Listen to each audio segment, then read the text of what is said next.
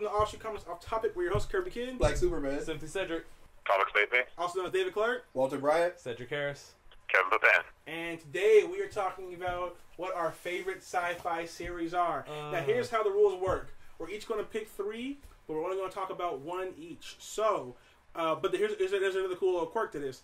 Is once a series has been said, you can't repeat. And David won the coin toss. I won the coin toss of me saying a win. So I saw the coin. We're gonna go all.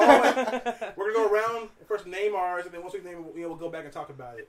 So my 3 favorites is Gundam, of course, because it's dope. Star Wars, once again, also dope. And Transformers, also dope. Okay then. Taking away Star Oh, Wars. were you going next, Walter? Do you like Transformers? I didn't. I wasn't. I wasn't me the guy with all those Optimus Primes? Yeah, that guy. Yeah. Okay. No, That's fine. So I choose Star Trek, Alien, and Predator. Actually, Alien and Predator are technically the same universe. But they didn't start out that way. No, they didn't. Yeah, exactly. Okay. So Jurassic Park. Technically, yes. Firefly Serenity. Oh, that's a good one. That's good. And I'm gonna have to go with no. You said Gundam. I hate you. I hate you so much. Battlestar Galactica. All right. Wait. TV? Which TV show? The revamped the one with original the better Cylons. Okay. Yeah, the better Cylons. British. All right. So my first one, it was supposed to be a series, but it didn't hit. But I don't care. I'm saying it anyway. Last Starfighter. Secondly, I'm going to OG Battlestar Galactica. OG. Okay. Because the original, Lauren Green. Yeah. And lastly, OG Star Trek, because we can't have Star Trek without Shatner. Oh yeah, Walter, you didn't specify which Star Trek. Yeah, Picard or. Oh no, the Next Generation. Okay. Not even close. TNG. Okay. Yeah. Okay. And for Gundam, I call all of Gundam. No, just Sea Destiny. What? I don't make me kill you. Okay, so what's number 1? The one I'm going to talk about obviously is Gundam. Gundam is, it's like if you took Star Wars and Star Trek put together in the body of like some sort of robot thing. It's unique as in it was one of the first series. I believe in Japan for sure. I don't know about in America, but in 1979 when it came out, it was the first series to sell an actual war to children because they were still sensitive about putting that kind of stuff on there. You know, Gundam didn't show good versus bad. Zeon it may be painted as the bad guys, but you understood why they wanted independence. So it's got that good story going on. It basically is the model kit market. They built a life-size version of it, one that will be walking in a couple of years. Right. Which I'm pretty sure is an act of war, but hey, whatever. It's definitely an influential series. And one of the things that it did, I don't know if any other series has ever done this. It spawned, a whole timeline of shows, but also alternate universes that had nothing to do with the original timeline. Yeah. But then, in the early 1990s, when Turn 8 Gundam came out, they had a thing called the Black History, which showed that every Gundam series, alternate reality or not, is actually one gigantic timeline. That humanity builds itself up to the point of the Gundam, wipes itself out, and starts over again.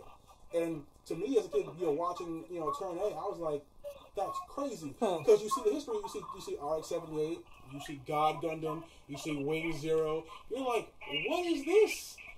Unfortunately, Seed is part of that. I don't know why they did that. But, it was really interesting to see, that kind of thing. That all spawned from the original Gundam. What are those chibi Gundams? Super deformed. Also, part technically of the... That's terrible. But the cool thing is, like, or Gundam, kind of like Star Trek, there's something in common. Gundam, the original series, was canceled in its original run. It was canceled a few episodes early for lack of sales, and what brought it back was the model kits.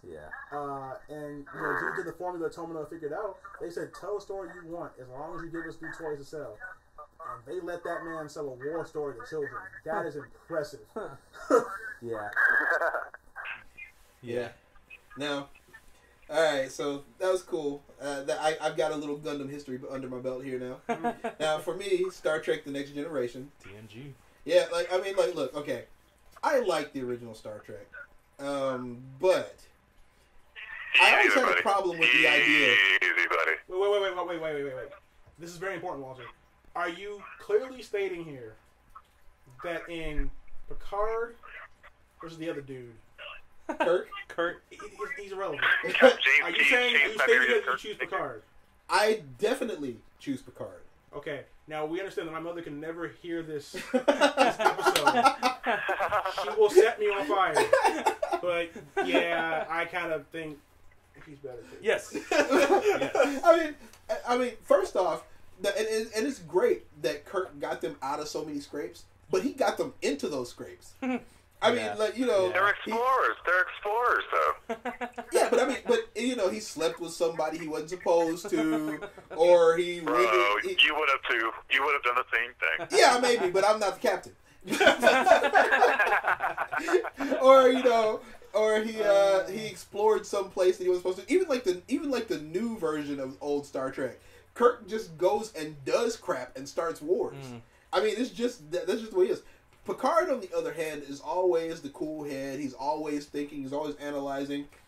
They've been outgunned 1 billion times, and they've always come out on top. I mean, the Borg. There's no way they should ever beat the Borg. Ever. Wasn't he Borg once? He was Borg. He was. Just came back on being Borg? Just on the power of being Picard. Came back from the Borg. Pretty much. You know, so, I mean, and then the cast of characters around him, Data, Geordi. Dude, Geordi was great. But, yeah. I mean, the only person I actually ever had a problem with was Will Riker, because he kept blowing the ship up. But you didn't have a problem with Data having a penis?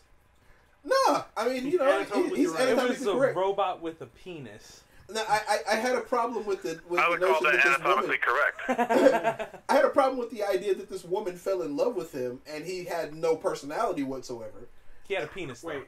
Yeah, and it always works. So they're probably going to do a reboot of Next Generation and like in the movies, like how they did with Kirk and whatnot. Right. Is anybody else weirded out by the fact that they could cast Picard as the same character? Because he still looks exactly the same, and he's like 90. Like Patrick Stewart can still be Picard. Like he can actually play younger Picard. Fantasy casting, recasting Picard. Patrick Stewart as Picard. Yeah, Patrick Stewart does not age, dude. Like he is. And I keep forgetting his name. I always used to call him Picard until he became Professor X. I don't know what him and Magneto. I don't know what their real names are. But it's okay, because when you say Patrick Stewart, when you say their names as Professor X or Picard, everyone knows who you're talking about. Right. Or Bullock. Yeah. from American Dad. He's also American Dad. Anthony, that's Walter. Yeah. I love how they didn't even bother coming with a new design. They just made him a cartoon character. It works. It does work. Well, the story about when he found out he was playing Professor X, and they show him the comic book. He's like, "Who put me in the comic book?" Like, "Oh no, that's Professor X." He's like, "Oh." Hey Walter. Yeah. Who had the better second in command, though? Who had the better second in command? Okay. Spock is okay. Look, there's that's no. Not fair. That's not fair. That's not fair. That's not fair. There's a whole movie about looking for him. Okay. Right. That's not fair. He was the most. What? Spock should have been the captain, but I don't. But it would have been so much better if Spock was the captain. no one would have died. There would have been no wars. No they would have adventures, never found God. Apparently. No adventures though. That's true. No chances of expansion would have been made. But, no. Although you would look, every movie, like in the reboot, every movie the Enterprise has been destroyed. Like as a kid, my thought was the Starship Enterprise is indestructible, and then Abrams is like, "Hold my drink." He just blows it up every episode or every movie he gets a chance to do it. It's like the Death Star all over again. Right. Right. Which, by the way. Check out in our channel, in our we did in Celebrity Battle Dome. I think we used to do where we used to argue. Yeah. We did the Death Star versus the Starship Enterprise, and Enterprise won.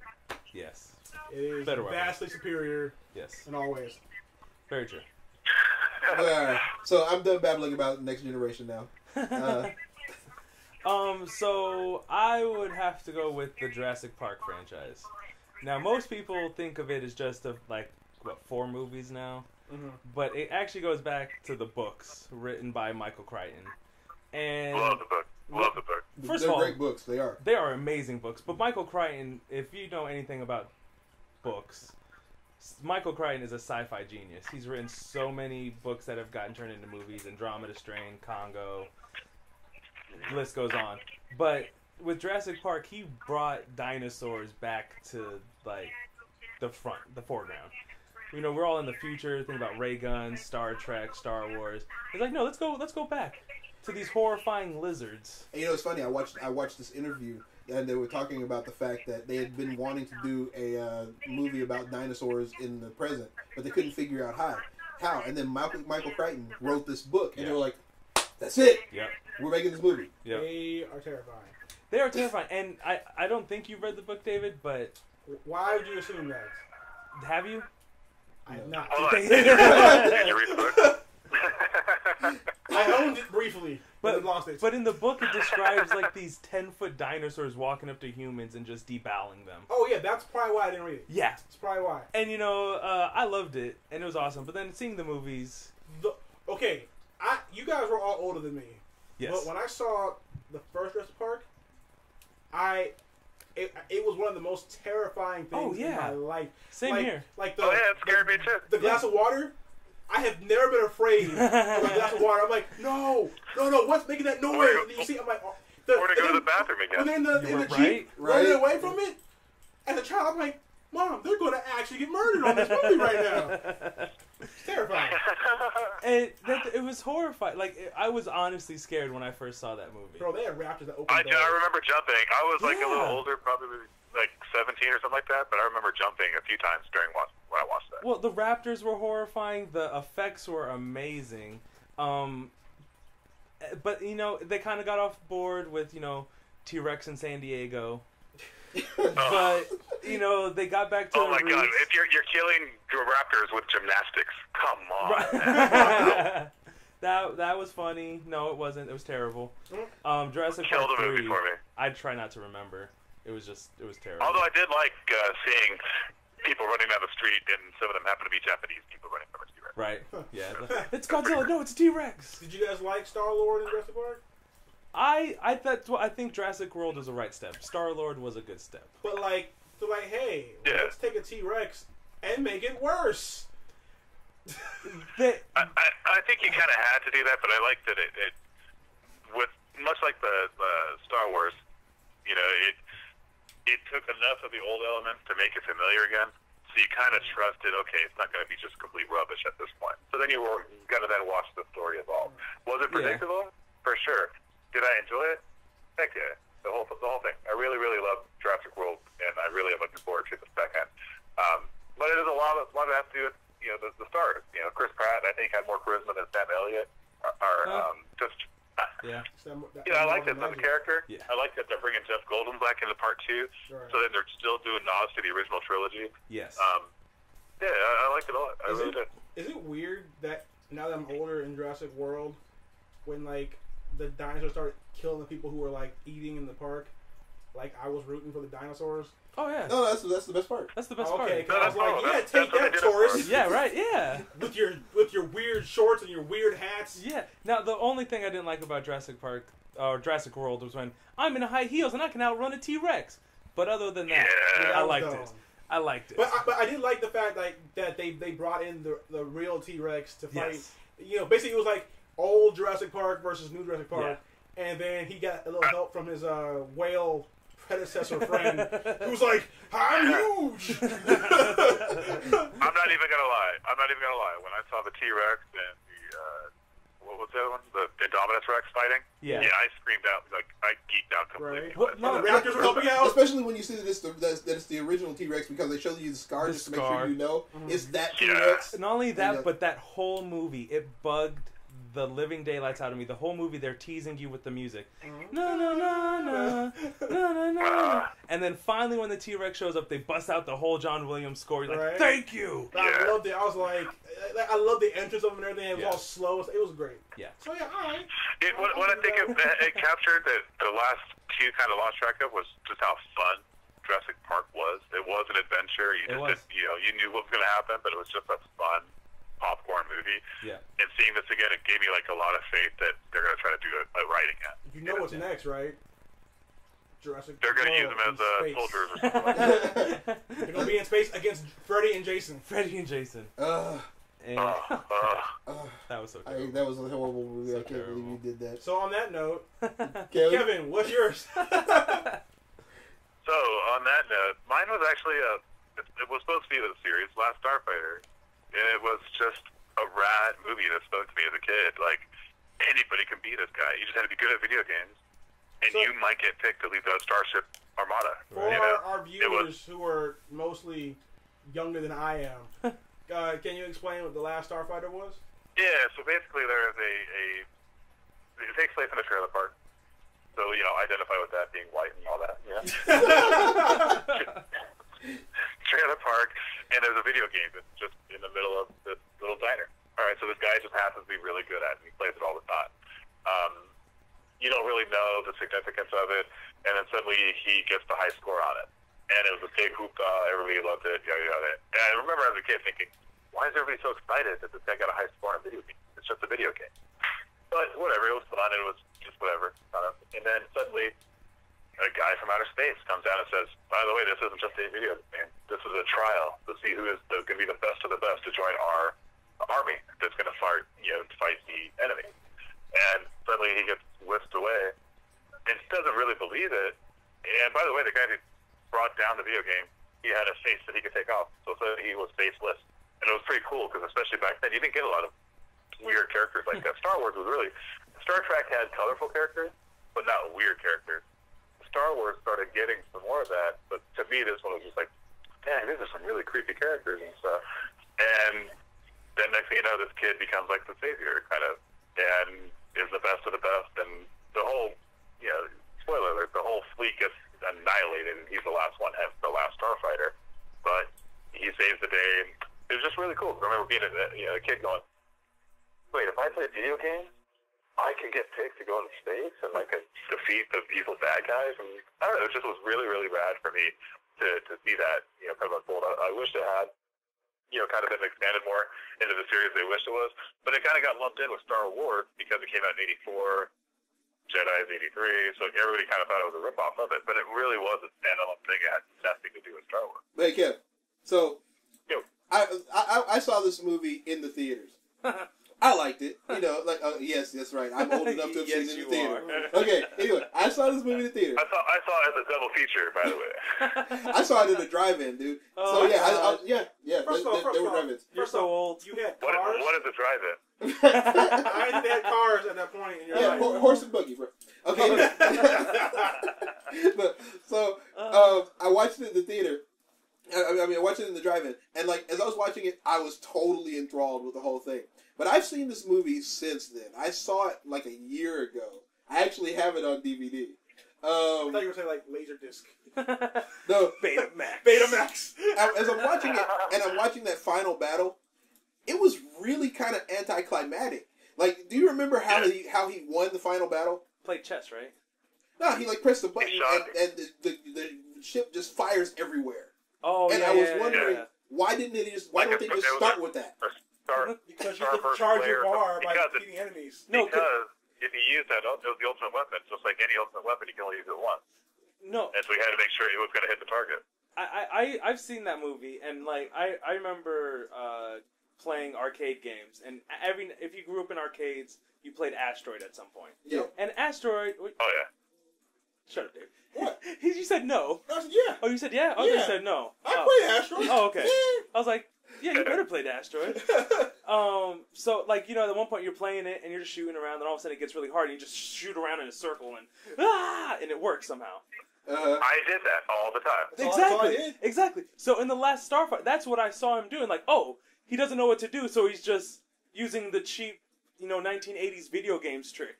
Right. Of like, oh, this is how I win the game. In all fairness, it looked like it was straight 80s video game cheesiness on the special effects anyway. So they didn't have the money or backing of a major studio to make it look really, really cool. So there's certain aspects of it that don't stand up. So it really does look super cheesy when he's doing the spinning around. But given he's the last one and it was a Hail Mary, I'm okay with it. I'm okay with it. And it's 1984, so like the storytelling was 1984ish. Yeah. It was. No, come on. It was before the superhero fad, way before all that took off. Well, so just it's kind of like the effects superhero light, where this kid's going to be the savior of everybody. He didn't know how important he was and all this kind of stuff. It just was, I don't know. For some reason, I could always look back at that movie and finally remember it and go, man, I love that movie. And I've watched it since then. And sure, it doesn't hold up completely, but it's still a lot of fun, though. Oh no, it's a great fun. It's a fun movie. It just doesn't have. It doesn't make a lot of sense. Well, see, that's what I mean. I was born in '88. Full disclosure, but like I still classified it. It's a fun '80s movie.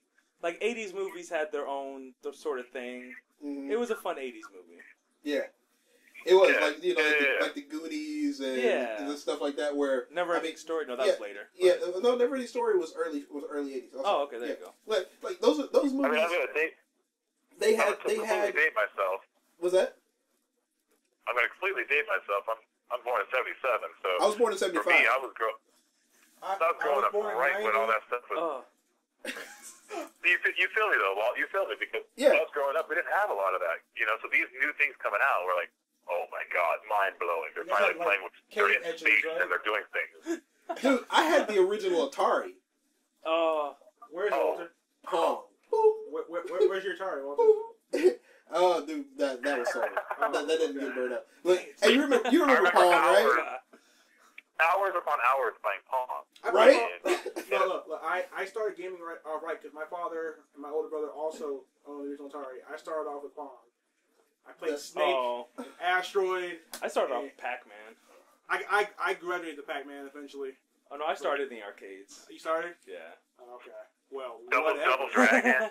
There was this tank game that was on the Atari. It was called War 1940 or some crap like that. And it was like the tank was a square with a little rectangle sticking out the side, and then two little rectangles on the side. And you just drove it out. It was basically Pac-Man, only you were shooting. You had to shoot the.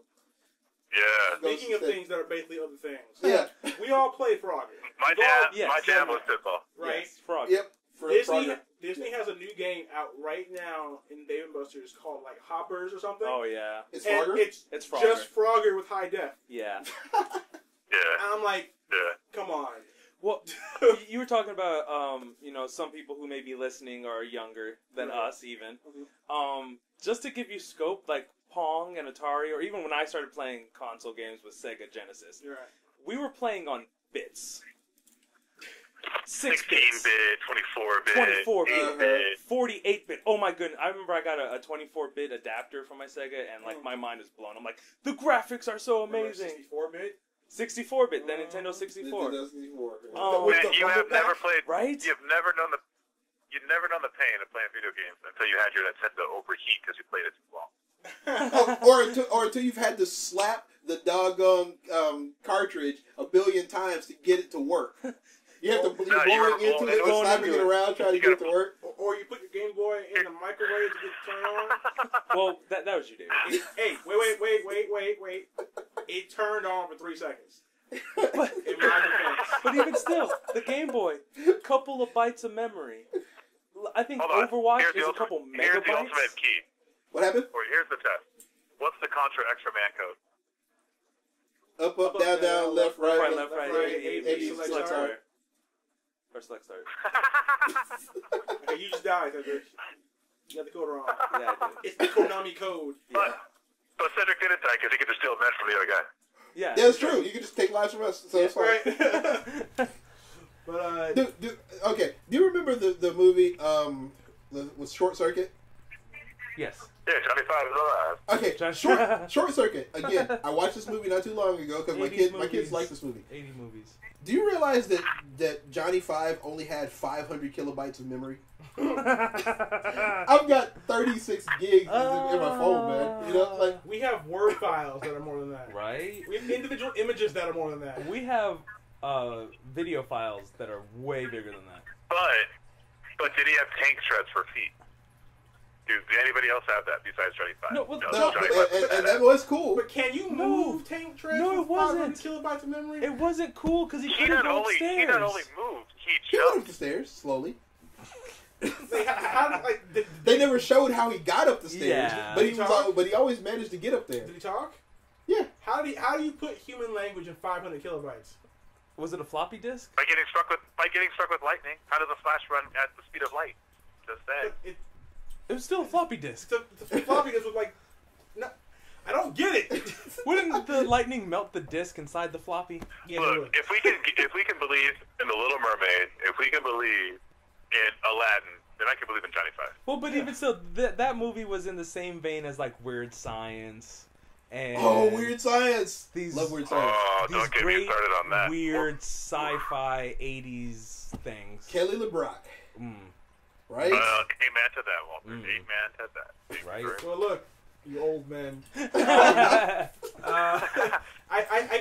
really enjoy this new like little serious videos we're doing with people getting to know us with stuff. If you guys have any questions for us, like, you know, other favorites of ours, other things we liked growing up. I mean, you know, they grew up in the Stone Age, but, you know, if you want to know about modern day with me, you know, let us know down below what questions do you have of us, like, you know, favorite comic book character, favorite something else, anything. Think of something and we'll answer it. Maybe. What's your favorite color, David? My favorite color is green. What's your favorite? Black. Walter, do you like long walks on the beaches? Well, that depends on who it's with and what's going to happen afterwards. Do you like pina coladas? And get lost in the rain. Okay. Do you like activities after that's the midnight? Cheater song. Yeah, it is. It is. But yeah, so just let us know down below because this is fun and we like doing it. So we like to do it more, and you guys probably have a whole lot more weird questions than we can think of. So Most likely. But until next time, guys, we've been your host, Keep it PG. Oh, what? Keep it PG. Keep it PG. Yeah, please keep it PG. So We gotta do it. We have to do it. But until next time, we've been your host, Kirby Kid. Black Superman. Simply Cedric. Comics made me. See you later, guys.